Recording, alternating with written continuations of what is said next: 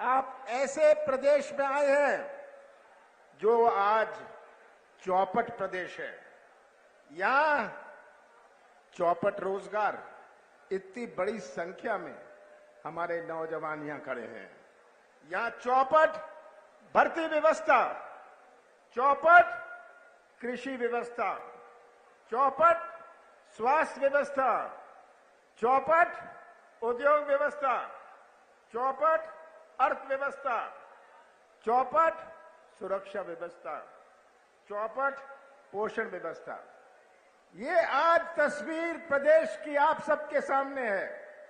ये चौपट प्रदेश बना हुआ है। और जब मैं ये नौजवानों की ओर देखता हूं, सबसे बड़ी चिंता आज हमारे नौजवानों की भविष्य की है। आज का नौजवान मध्य प्रदेश का निर्माण करेगा भविष्य में। अगर नौजवान का ही भविष्य अंधेरे में रहा तो कैसा निर्माण होगा मध्य प्रदेश का? आज सबसे बड़ी चुनौती, बहुत सारी चुनौतियां हमारे प्रदेश में हैं, पर मैं मानता हूं कि सबसे बड़ी चुनौती हमारे नौजवानों के भविष्य का है। 1 करोड़ नौजवान आज बेरोजगार घूम रहे हैं। ये आज प्रदेश की हालत है। और शिवराज सिंह जी 18 साल के बाद हर साल, हर 11 महीने कहते हैं मैं 1 लाख की भर्ती कर रहा हूं। 11 महीने पहले का 1 लाख की भर्ती होने वाली है। मैं तो शिवराज सिंह जी से कहता हूं 1 लाख छोड़िए, आप जो अतिथि शिक्षक हैं, जो रिक्त पद हैं, उन्हें ही भर दीजिए। पर आज ये सड़कों में जो हालत है, ये आप सबके सामने है। भ्रष्टाचार की कोई सीमा नहीं, घोटाला प्रदेश। मैं आपको भ्रष्टाचार के बारे में क्या सुनाऊं? हमारे प्रदेश का हर व्यक्ति, आप भी यहां हैं उनमें से, अपने प्रदेश का हर व्यक्ति या तो भ्रष्टाचार का शिकार है या भ्रष्टाचार का गवाह है। सही बात है? या गवाह है। ये आज हमारे प्रदेश का हाल है। भ्रष्टाचार की व्यवस्था बनाई हुई है। पैसे दो, काम लो। 50 एकड़ जमीन है, पैसे दे दो, गरीबी रेखा में अपना नाम लिखा लो। सही बात है? ये आज हालत अपने प्रदेश की है। हर चीज में घोटाला, पटवारी घोटाला हुआ, यहां महाकाल को भी नहीं छोड़ा, महाकाल घोटाला हुआ, पोषण आहार का घोटाला हुआ, यहां आपके करम डैम का घोटाला हुआ। पूरे घोटाला और भ्रष्टाचार से अपने प्रदेश की पहचान बनी है। और यही आज व्यवस्था जो बनाई हुई है, नीचे से लेकर ऊपर तक भ्रष्टाचार और घोटाला। मैं तो शिवराज सिंह जी से पूछता हूं, शिवराज सिंह जी, आपने 18 साल में दिया क्या? शिवराज सिंह जी, आप जवाब दीजिए।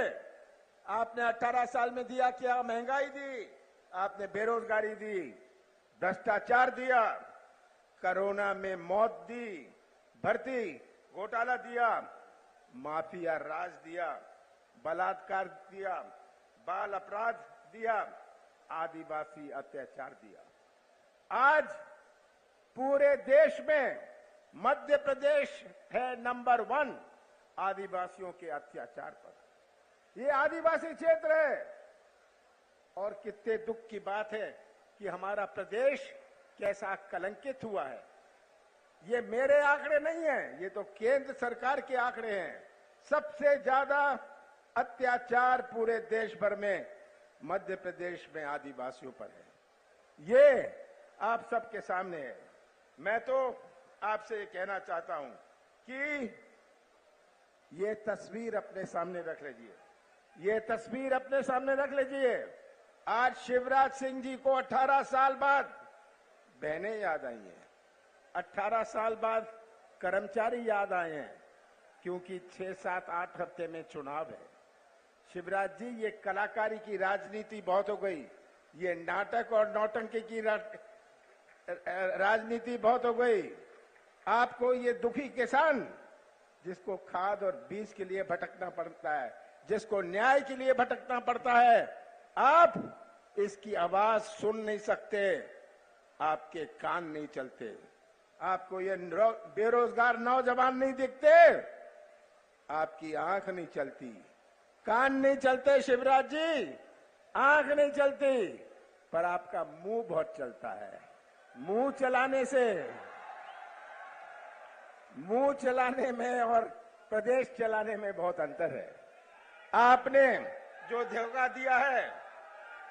धोखा दिया है 18 साल में, शिवराज सिंह जी तो नारियल अपने जेब में लिए घूमते हैं।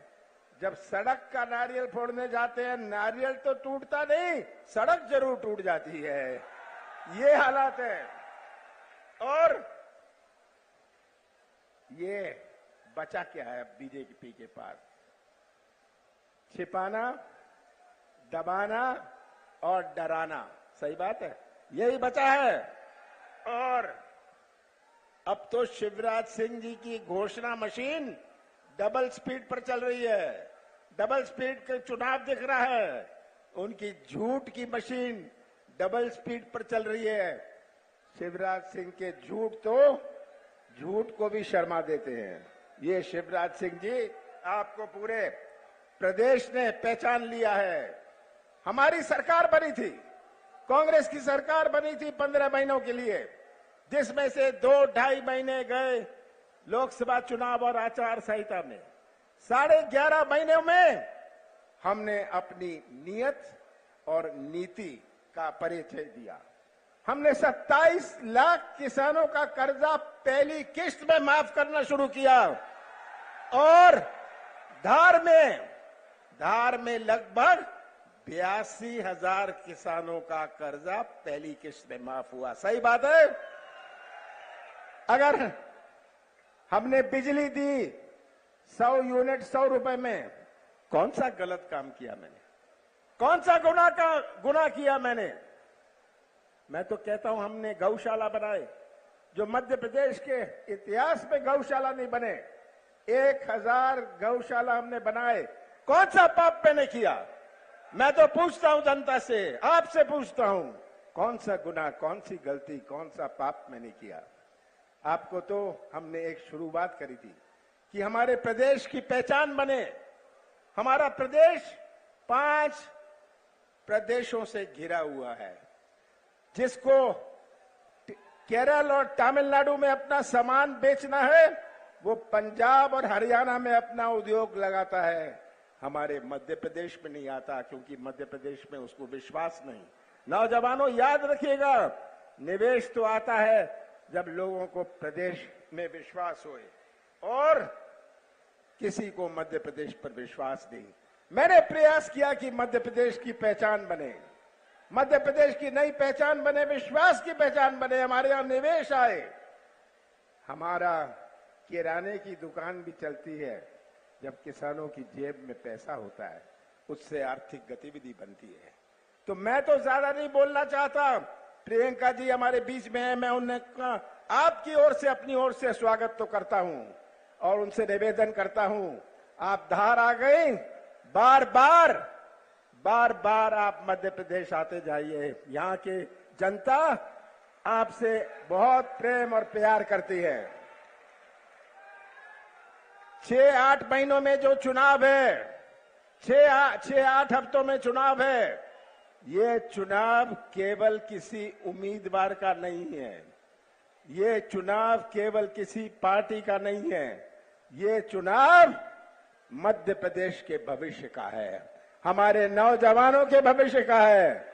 और मुझे पूरा विश्वास है, आप ये तस्वीर रख लीजिएगा, मध्य प्रदेश के हालात अपने सामने रख लीजिएगा, और आप सब मिलके सच्चाई का साथ देंगे। सच्चाई पहचान लीजिएगा, कलाकारी पहचान लीजिएगा, सच्चाई का साथ देंगे आप, तो मध्य प्रदेश का भविष्य सुरक्षित रहेगा। ये मेरी आपसे प्रार्थना है। आप सबका बहुत बहुत धन्यवाद।